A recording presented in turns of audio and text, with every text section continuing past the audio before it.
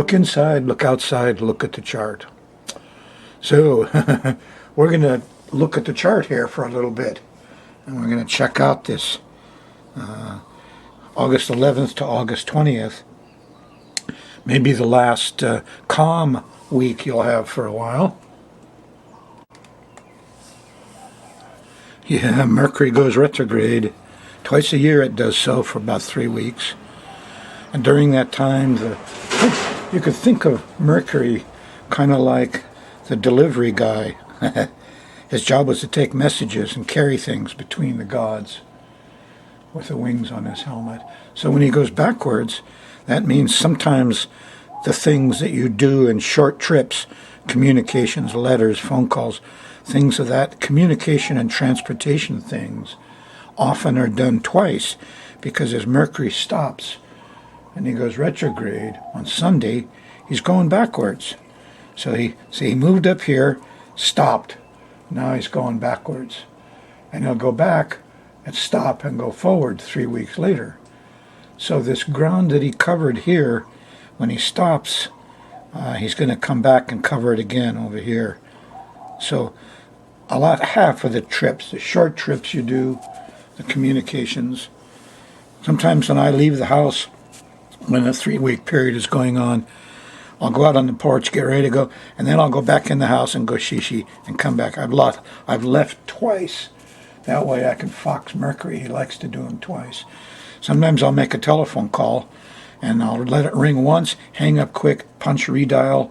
That way I've called twice. Anyway, what you'll see in popular culture is don't sign important papers. The positive of this is, let's say you're a salesman and you're going around and contacting people. Good chance you'll have to come back again. Aha! Possible sales, huh? So you can use Mercury retrograde positively. It's good for cleaning out your purse, your desk, your old drawers, your wallet. Go back and finish things you started.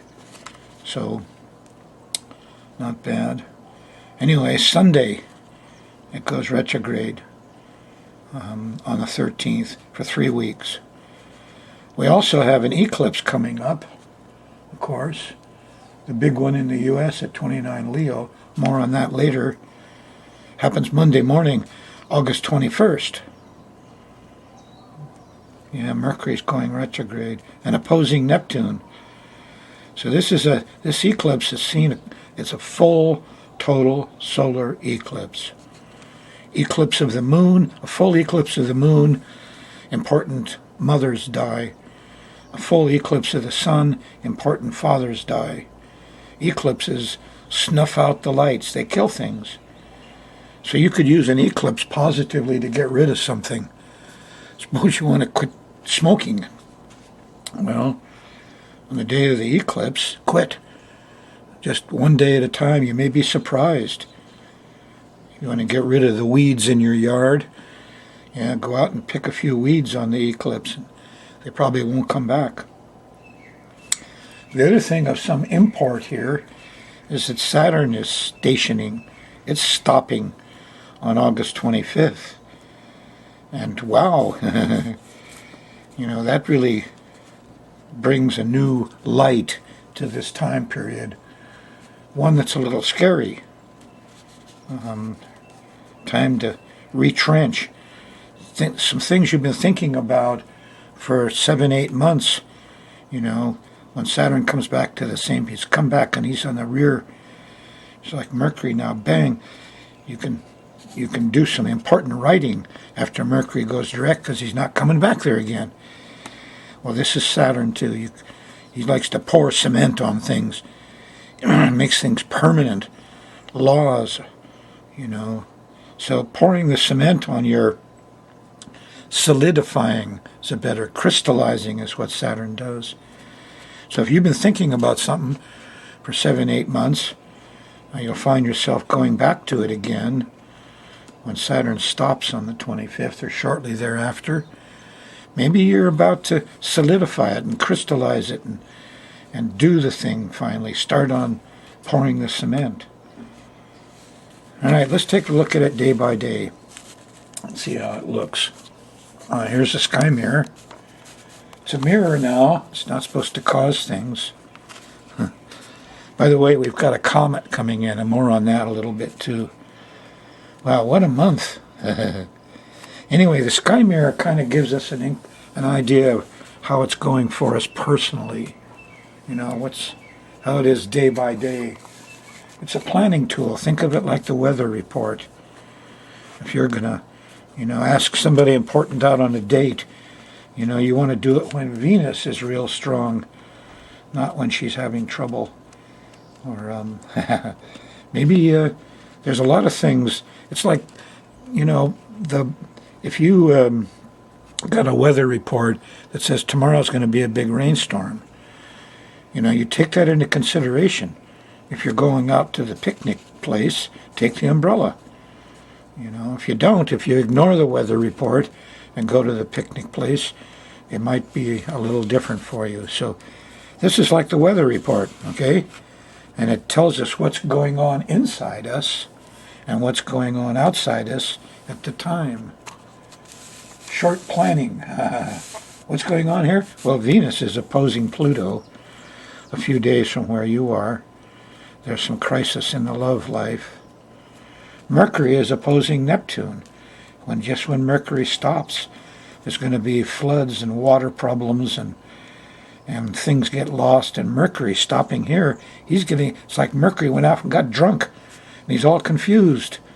So you may find it hard to speak and think and talk during this period. There are some good things going on. Here's the sun. It's sextiling Jupiter and trining Saturn.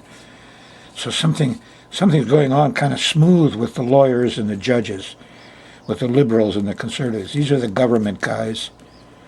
And Mars is coming along there to trine it. So the generals are loose. There's generals, there's politicians, there's judges and people in office. And all of these guys are kind of in cahoots and going to try to do something here. Not sure it's good, not in the era of Trump, but we're stuck with it for a little while anyway.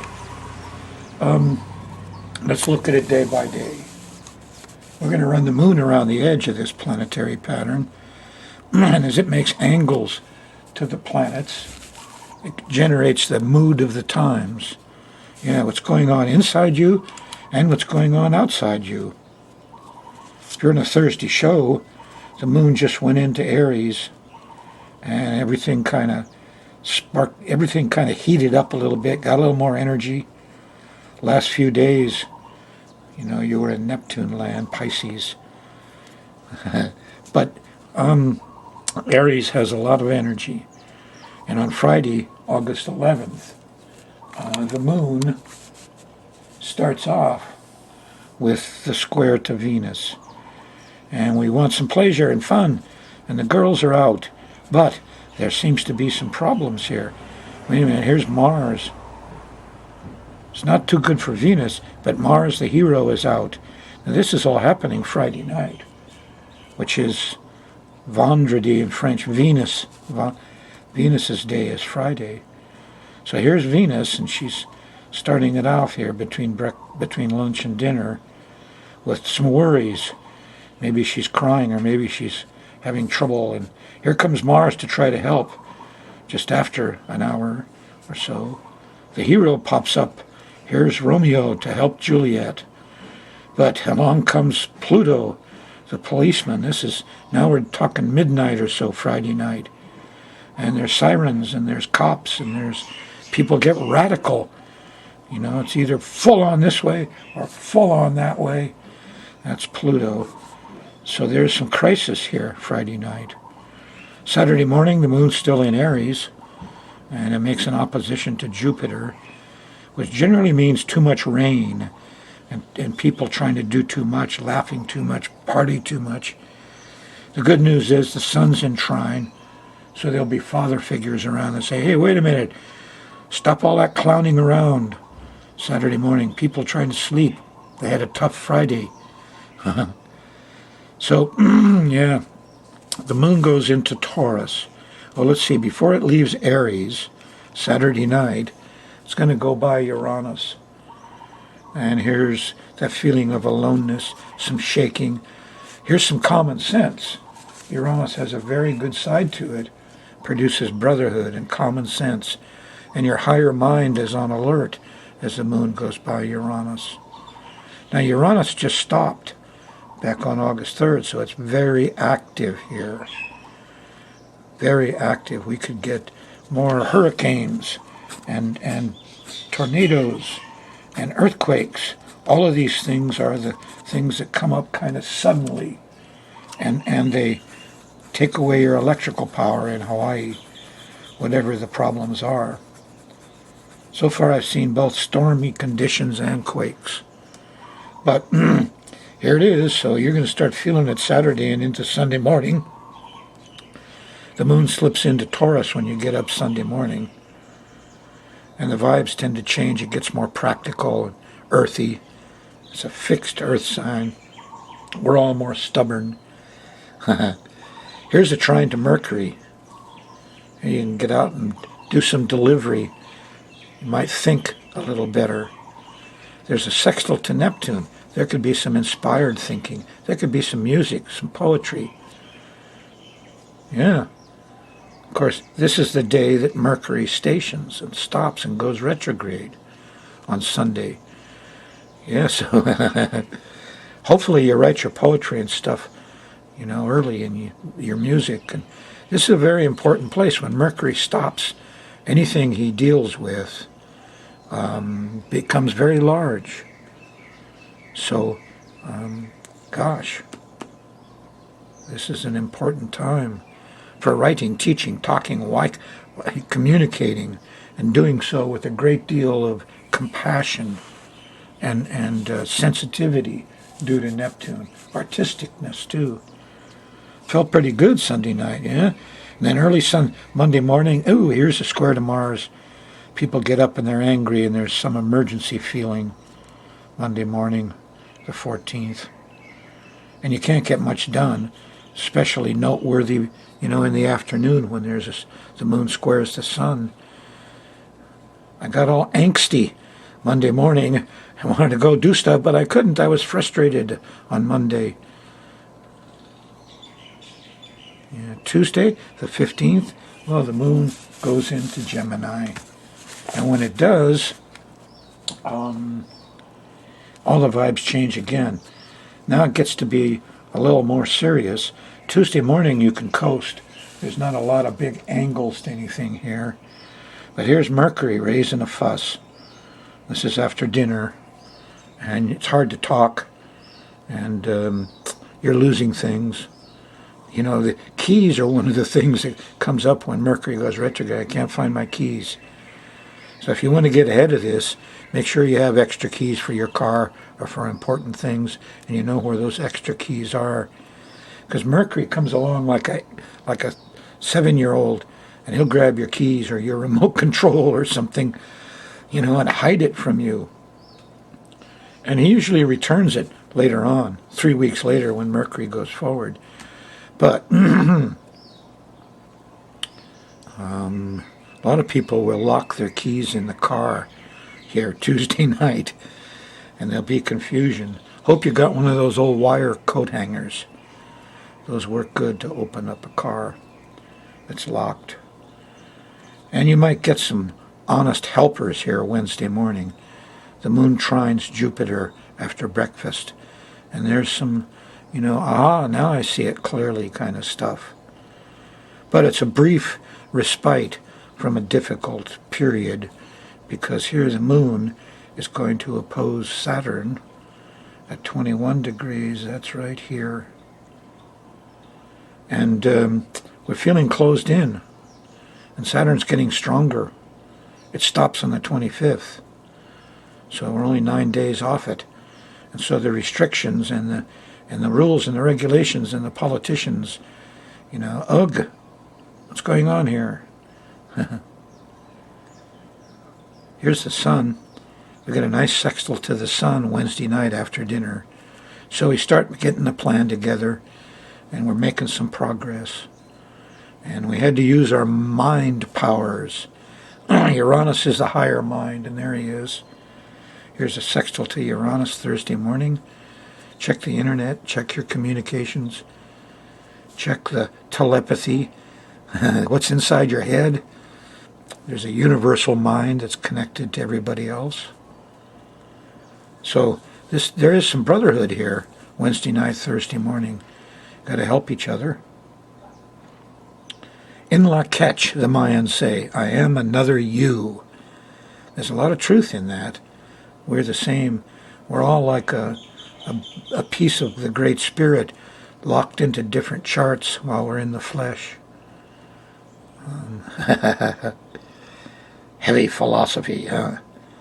So, moon in Cancer Thursday, August 17th, after breakfast. And here's good stuff with Mercury. Nice sextile. You can try to get some of that delivery and communication going. It's gone retrograde now, 4 days earlier, so you got to do them twice if you want to be sure. And here's Neptune, a trine to Neptune. Music, art, sensitivity, refinement, compassion. In la catch, I am another you. That leads to a lot of compassion.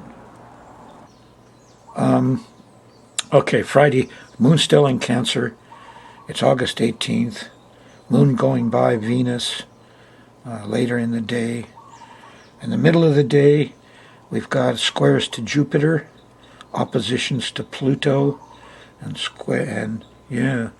So this is a difficult time, the moon in 20 degrees of the cardinal signs.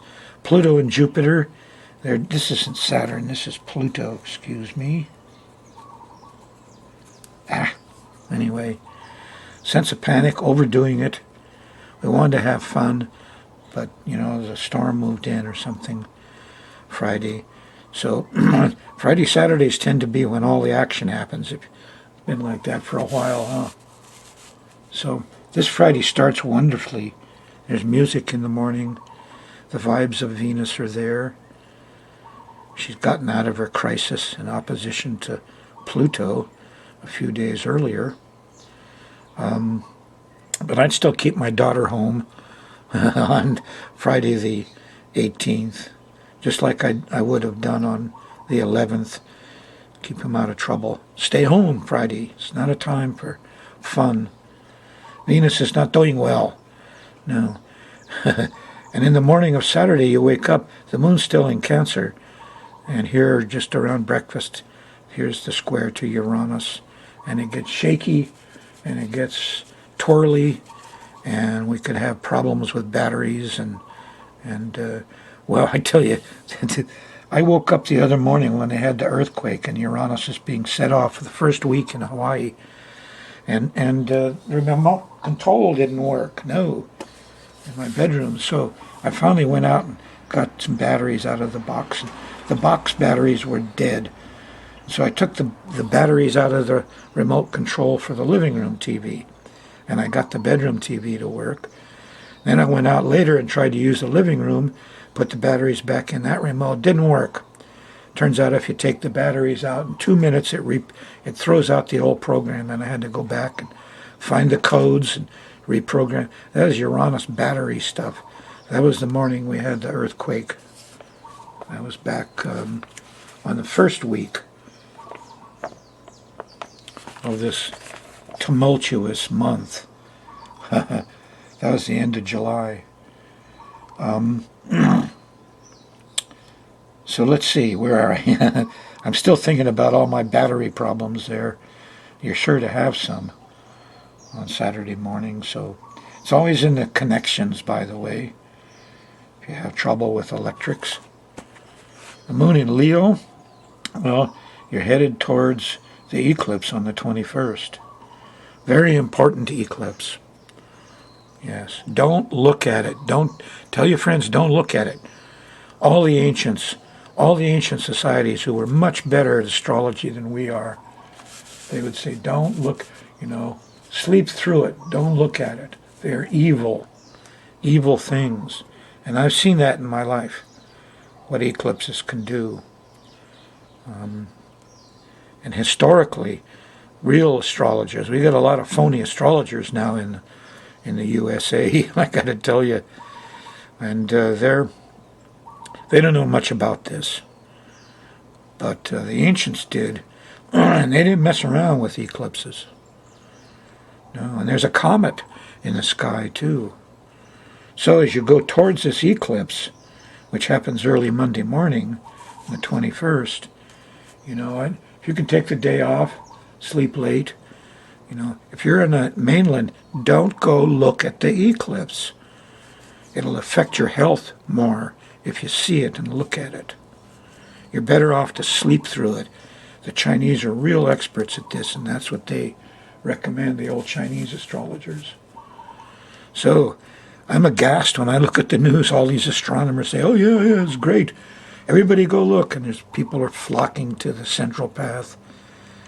Man, astronomers don't know diddly about the effects of an eclipse on the Earth. In fact, they're some of the worst. They denigrate astrology like it's superstition.